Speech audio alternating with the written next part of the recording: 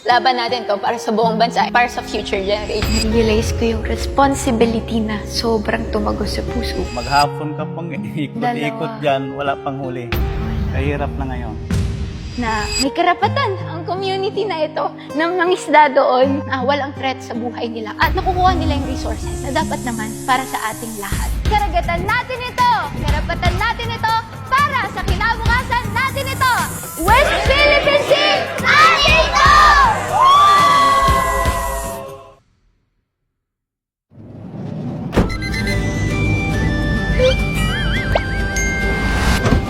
Dito na tayo sa airbase. Time check it for 11 a.m. Dito na tayo sa pre-departure area. Tinitimbang lahat ng dala natin ng mga bags, pati yung sarili natin. Kasi syempre kailangan yung weight natin doon sa aircraft, diba? So dapat sakto yung tao or kaya yung weight ng lahat. Boarding pass! Brief lang tayo ni Major So I Rafael believe Navia. that all of you here are volunteers in your own respect. Hindi kayo pinilit, hindi kayo dinaras para magpunta doon sa pupuntahan natin. Wow! Papunta na tayo sa aircraft natin. Grabe, first time ko nakasakay ng ganito. Tapos meron tayong ID. Nakakaano yung ID natin. Certified Hope Caster. Iyak ako. Let's go! May dala pa akong kape kasi 1 oras lang yung tulog natin. Pero okay, let's go. Grabe, naiyak ako kasi yung hope na meron sila and yung bravest soldiers natin na nandoon, pinaglalaban yung karapatan natin sa West Philippine Sea. Well, in fact, sa atin naman talaga siya. And also, na kapag nakikita kasi ng community na may mga soldiers tayo doon, nabibring back yung hope, yung moral natin na dapat talaga natin siyang ipaglaban. Hindi lang to laban sa territories. Laban natin to para sa buong bansa and para sa future generations. Kaya, tara, thank you po sa opportunity na to. Let's go! Ayan na, laki ng aircraft natin. Wow!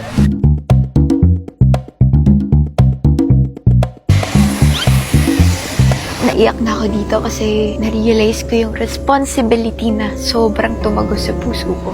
We landed at Antonio Bautista Air Base. Dito tayo sa Puerto Princesa, Palawan. So ayun, it's already 7:17 a.m. Nabasa na rin natin mga guidelines, rules, and regulations. This might be a normal day for everybody, pero para sa akin, tumulo na yung luha ko kanina sa taas pa lang. Kasi, nakikita niyo ba yan? Hope Caster.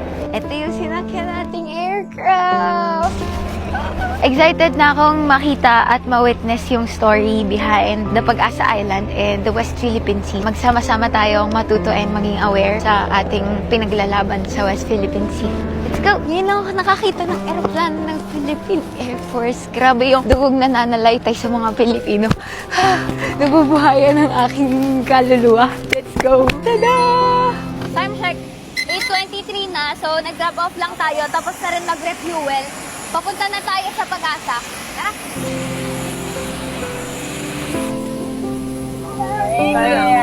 Pakalan na tayo. Let's go! Ewan ko kung pwede yan ipakita, blur na lang natin. Grabe, nandito na tayo sa Pag-asa Island. Hello po! Yun na. Yay! Ang linis! Ang laki! Sige, sir! So, next. Cheers! Thank you po.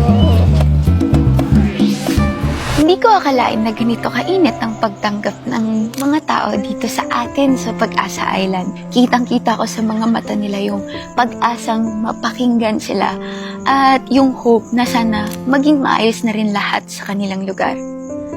Sobrang linaw ng tubig. Tignan niyo kakulay ng cup natin.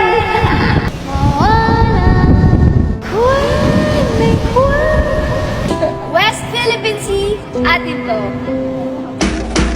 This is Lance! At sa araw na to, samahan niyo akong libutin ang Pag-asa Island! At ang West Philippine Sea. Pero hindi natin lilibutin, titignan lang natin. Let's go! Lilibutin yung dagat? Hindi. Bakit nga ba dapat nating protektahan ang West Philippine Sea? Tara, hatiin natin sa 3. Hindi lang dahil sa usaping teritoryo sa Kalayaan Group of Island, kundi dahil din sa community na naninirahan dito sa Pag-asa Island. Imagine, daan-daang libo, estimated 300,000 na mangingisda ang umaasa sa karagatang ito. Food security, with the resources, grabe, almost 200,000 tons of fish ang nahuhuli per year. Ilang livelihood yung mabubuhay nun, millions of livelihood. And hindi lang isda, pati na rin oil at natural gas that could support the country, ang ating bansa, Pilipinas, for an entirety of 20 years. Kaya hindi lang ito laban ng Pag-asa Island at ng mga pamilyang nakatira dito. Laban ito nating lahat. Laban ito ng bansa natin dahil ang Pag-asa Island ay may malaking ginagampanan sa pag-asa ng ating bansa. Ngayon kasama natin si Sir Romeo Malagit. Magandang umaga po. Salamat po, sir. Ilang taon na po kayo nangingisda po dito po sa Pag-asa? 2016, simula kami ng isda. 10 years na po. Maaari niyo po ba kaming kwentuhan po nung naging epekto nung pagpunta po dyan ng mga vessel po ng ibang bansa po? Malaking epekto sa amin kasi dati walang oras kami pwede mangisda, makahuli kami kaagad. Ngayon mahirap na. Umalis ako kanina 5:30. Uwi ako 10 na siguro yun. Ang nahuli ko 2 piraso lang. Dati po, nung wala pa po sila, mga ilan po? Siguro mga 1 oras ka lang, marami nang huli. Hirap na ngayon kasi yung dati nang dumating sila 2017, yung mga vessel na yan, grabe, kala mo paggabi, kanong araw na dito kasi paikot na yung may ilaw. Marami pa kasi yung isda dati, tangigi, tulingan, sabayan pa ng Vietnamese, naga-cyanide, naga-dilamita. Opo, dinamita. Marami yan sila. Hirap na kami sa isda dito. Pero kung walang magapigil dyan, siguro mga ilang taon pa wala namang huling isda dito. Opo, kaya malaking bagay din po yung mga troops po, Air Force na pinadala, Coast Guard po. Pati sila, naghahanap din ng ulam. Wala rin kami may bigay sa kanila. May benta kasi wala rin kami huli. Magkano po ang kinikita niyo po before at ngayon po? Okay noon. lang po bang malaman? Siyempre noon yung presyo ng isda, nasa 100 pa lang ang kilo. Kilo, opo. Hindi makahuli kami 10 kilo, 1,000 na kagad. Opo, Isang opo. piraso lang yon. Ngayon, maghapon ka pang ikot-ikot Dalawa. dyan, wala pang huli. Kahirap na ngayon. Ayun po, maraming salamat po sa pagbabahagi din Sige. po ng story. Gagawin po natin ang ating makakaya po para maging aware din yung ating mga viewers na naiyak ako. Hindi dapat natin sukuan yung parte ng bansa natin. Yan, bago lang yung bangka ko ginawa. Kayo lang po gumawa po. Wow, galing. Pwede po makita po. Sakay, pwede kayo masakay doon. O tara. Magkano ho ang nagastos niyo sa bangka po? At least may Marami po materialis yan. Yung mga ano ho, no? mga 100 plus. 100. Kasi mahal na yung materialis. Opo, sa Pwede na pala probinsya. magsakay kaya hindi na pala mababasa. Hindi na Ingat po lang. basta. Sakay tayo. Naku, nakasapatos ako. Sensya na po. O sige lang, okay lang problema yan. Gawa ni Sir to. Itong bangka na ito. Yes. Crudo ito, diesel. Double engine ito. Siyempre po. Kasama yung dalawang makina, siguro mga 150 lahat. 150. Matagal-tagal ko pa mabawi yun. Kung kita ako ng 500 araw-araw, hindi naman minsan wala. Kanina, kano lang yun. Kung ibibenta ko, 100 plus lang yun. 100 per kilo po. Maraming salamat po sa experience. Ngayon lang po ako ulit nakasakay ng bangka po ulit. Tapos gawaan niyo Ay. pa po. Congrats po. Kung magtagal-tagal pa ka rito, pwede natin patakbuhin ito. Thank you po, sir. Salamat po. Maraming salamat po. Yeah. Thank you po, sir. So, ayun, nakita natin kung gaano kahirap yung pinagdadaanan ng mga fisherman natin dito. And marami, umaasa, imagine 406 yung population dito to be exact. At 104 doon ay mga bata, kabataan. Ayun, maraming pamilya po yung nandito. Kaya sana magtulong-tulong tayo, magsama-sama tayo na ipaglaban yung ating West Philippine Sea. Let's go! Ngayon, papasok tayo sa isang tahanan dito sa Pag-asa Island. Magandang araw po. Makikian kayo. Salamat po, salamat po. Ito, gusto ko lang ipakita sa inyo na may tahanan dito, may community dito sa island na to. May mga paaralan, mayroon din tayong mga troops, may bases. Kasi ang goal naman ay hindi tayo makipag-away sa ibang bansa or makipaglaban. Ang pinaka-goal natin is maipaalam sa kanila, maging aware sila na hindi natin isusuko yung parte ng bansa natin na ito. Ang karagatan natin ay nahahati sa iba't ibang paraan. Katulad yan ng mga bansa na may borders inland, recognized by the international law under United Nations Convention on the Laws of the Sea. Nakakalungkot dahil hindi nyo man nararamdaman o nararanasan mismo, pero ako na nandito, ramdam na ramdam ko at nakita ko mismo yung mga aktibidad na ginagawa ng ibang bansa sa mga kapwa natin Pilipino na nandito at tinatawag natin yan na ICAD. Illegal, coercive, aggressive, at deceptive. Deceptive sila sa kabuuan ng bansa. So maraming silang misinformation na pinapalaganap to the point na siguro nawawalan tayo ng moral na ipaglaban yung sariling atin. Pero we have to be here. Kaya nandito yung mga Coast Guards natin, ang Army natin, ang ating Navy, ang ating Air Force. Kasi we have to be here. Kailangan natin sabihin sa kanila, we have to raise awareness. Lalo na para mabuksan ang mga mata natin, bawat Pilipino, na meron tayong laban dito at laban nating lahat ito. Ayan, dito si Sir George. Sir George, hello po. Pwede po kayo maabala. Sorry po. Si Sir George ay naninilbihan sa local government unit ng Municipality of Kalayaan. Sir George, kaano na po kayo katagal sa LGU po ng Kalayaan? I've been working with the local government unit po ng Kalayaan since 2013. So, I think that's 13 years. Years, opo. Bakit niyo po naisipan na sa Municipality of Kalayaan po, sir? Kasi nung 2012, naging thesis namin is about dito. Then, nung nakapunta ako dito nung 2012, nakita ko yung ganda ng Pag-asa Island and also the community.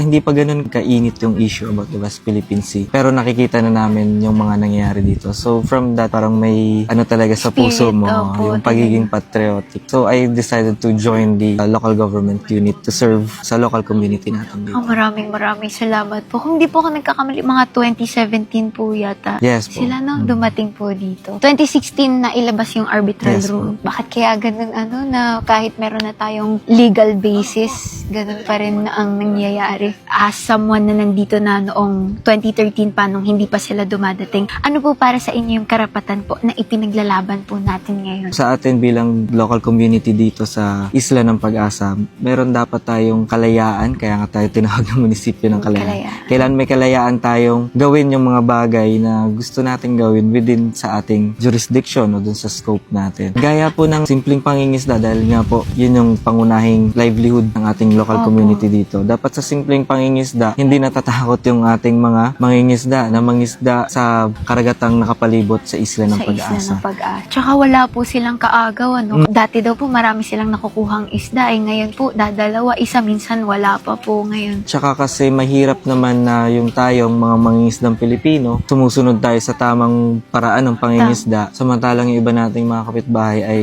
illegal o gumagamit ng mga illegal na pamamaraan sa pangingisda. Mahirap na yung tayo, sunod tayo ng sunod, nangangalaga tayo sa karagatan natin, tapos yung kabila ay hindi naman. Oo nga po. As of now po, sir, di ba bagong tayo po yung ating integrated Yes, school? Mga ilan na po ang estimate po ng students po natin ngayon? Approximately nasa 150 po yung students natin from elementary to grade 12. Yun, nakakatuwa kasi meron din tayong avenue for learning din dito. Huli po, sir, ano po yung mensahe niyo po para sa mga nanonood and yung sa community din po dito sa Kalayaan? Para po sa mga lahat ng nanonood, gusto ko pong maparating sa inyo at gusto kong ma-share nyo rin sa iba yung tungkol sa Municipality of Kalayaan, lalong-lalo na dito sa Pag-asa Island, na merong munting komunidad dito na nag-strive at tumatayo para sa ating soberanya. At sana suportahan natin sila, ipakilala pa natin kahit yung simpleng ikwento mo lang sa kaibigan mo, kakilala mo na merong ganitong nag-exist na community dito sa heart ng WPS or West Philippine Sea. Well, maraming salamat po. Sabi nga po nila, yung simpleng pagkakita o makikita lang nila na nakasuporta tayo sa kanila dito is nabuboost na yung moral nila. Even our soldiers, so malaking bagay po talaga yun para sa atin to boost the morale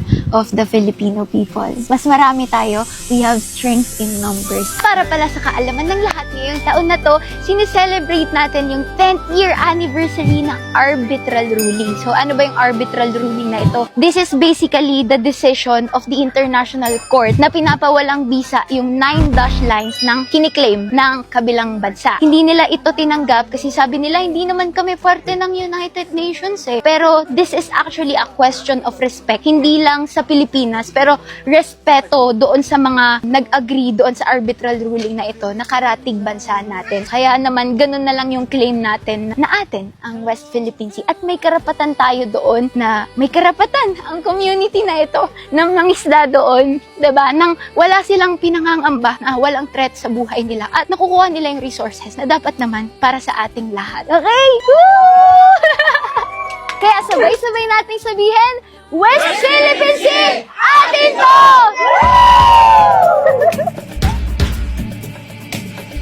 Nandito tayo ngayon sa nag-iisang paaralang nakatayo dito sa Pag-asa Island. Grabe, imagine, sa maliit na isla nito, to be exact, 37.2 hectares of land. Pero meron or priority nila ang paaralan. Nakakatuwa. Yan, nakikita natin yung mga kabataan natin, di ba? Kabataan ang pag-asa ng bayan. Hindi lang to para sa kinabukasan ng mga kabataan dito, kundi para sa kinabukasan ng ating bansang Pilipinas. Hello! Kakatuwa! Estimated more or less 150 students yung nag-aaral dito ngayon. And nakikita nyo ba yan? Ang watawat ng Pilipinas? Let's go! Blue ang nasa taas. Kalayaan, kapayapaan, at pag-asa. Pag-asa Island. Hello! This is us! At sa araw na to, West Philippine Sea! Atin to! Yay! Thank you! Aral kayo mabuti ha, okay? Grabe yung nangyari po kanina, nakakatuwa yung mga student. Kasama po pala natin si Ma'am Anna Yes Marie. po, good afternoon po. Okay lang po ma'am kayo ma-interview ng Opo, konti. okay lang po. Saglit lang po. Opo. Salamat po sa opportunity at Thank sa you din, oras. ma'am. Thank you At din sa inyo sa- pong dedikasyon po sa Opo, pagtuturo. salamat din po sa pagbisita sa amin. Oh, thank you po. Ma'am Anna Marie, ilang Yes taon po. na po kayo nagtuturo po dito po sa Pag-asa Island? 4 na taon na po ako nagtuturo 4 dito. na taon? Yes po. Ngayon po, ano pong grade ang tinuturuan niyo? From grade 7 to grade 10 po. Secondary teacher po ako dito. Okay po. High school, Yes mga po, students natin dyan. Kamusta naman po yung mga estudyante when it comes to mga coping with lessons, ganyan? Okay po. Masasabi ko po, yung mga estudyante namin dito is very dedicated and motivated po sa alang pag-aaral. Napakaaga po nilang pumasok dito sa school every day. Baon-baon po nila yung mga dreams nila. Marami silang mga pangarap dito. Na-inspired sila sa mga nakikita nila ditong mga sundalo, mga pilot. Kaya karamihan sa kanila yung pangarap maging isang sundalo at maging pilot po. In terms naman po sa academic, although lako yung competition dito kasi sa isang section 7 and 10 learners lang po meron kami. But then, okay naman po as long as nandun po yung motivation and nandun po yung dedication nila sa school. Opo, natututukan Yes po kumbaga. Sa mga subjects naman po, saan napapansin po ba natin kung saan po sila mas napaghuhusay or mas kailangan po pong pagtuunan? ng Okay. In oras? terms naman po sa subject, lalo na handle ko po ay Pilipino, nakaka-relate sila kasi nga yung topic namin about sa pananakop ng Espanyol, yung mga bayani natin na nagbuwis ng buhay. Sabi ko nga sa kanila, kami yung mga makabagong bayani dito sa Pag-asa kasi pinaninindigan namin yung aming teritoryo at hindi namin to isusuko sa ibang bansa. Amen. Ibig sabihin po, aware po sila. Sa Yes mga po, aware nangyayari. po sila na anytime may pwedeng hindi magandang mangyari sa amin dito. Although hindi namin yun hinihingi, pero aware po sila dito na yung threat po nandyan po palagi. Grabe. Ibig sabihin, mas nag-aalab po yung Yes, kanilang yung damdamin kabayanihan. at mga pusong kabayanihan Yes po. po. Naku, maraming Yes, salamat po, ma'am. Ma'am Thank you Anna din Marie, po. sa pag-share at sa Opo. mga kabataan, lalo na sa mga estudyante dito. Pagbutihin pa natin lalo ang pag-aaral natin at syempre, hindi natin isusuko yung sariling atin. Yes po. West Philippine Sea, akin ka. Yes! Yes po. Yay! Thank you so much! At West Philippine Sea, Akin ka! Thank you! Dito sa isla, kung may makikita kayo mga ganito, ibig sabihin may itlog ng pawikan sa ilalim ng buhangin. Nakakatuwa kasi nag-aalaga din sila, sir, tapos nagpapahatch din sila ng mga pawikan. Kaso ngayon, hindi natin na timingan eh. Hindi pa daw panahon ng hatching nila. Sana next time maka-experience din tayo para ma-share din natin sa inyo. Time check, it's already 6:15 p.m. and grabe tong araw na to. Medyo nababad na tayo sa araw, pero okay lang yan para to sa bayan. Kaya, let's go. And maraming salamat din pala kay Major Rafael. Major, maraming salamat po sa pag-connect po sa amin and for the opportunity po na makarating po kami sa West Philippine Sea. Grabe po. Iba talaga po pag first hand mo siyang naranasan and nakita yung community po doon. So, Pag-asa Island, pag-asa natin to. Laban natin sa mga Pilipino. Thank you po, Major. Sa mga nanonood ngayon, sana mas marami pa tayong matouch na alam mo yun, yung soul natin, yung patriotism natin bilang Pilipino is mabuhay ulit. Kasi, ayun, laban natin itong lahat. And sana masundan pa to ng mas marami pang content creators and visitors para sa mga karagatan at sa mga land na pinaglalaban natin. West Philippine Sea, atin to. Karagatan natin ito! Karapatan natin ito! Para sa kinabukasan natin ito! Atin ang West Philippine Sea! Galaxy!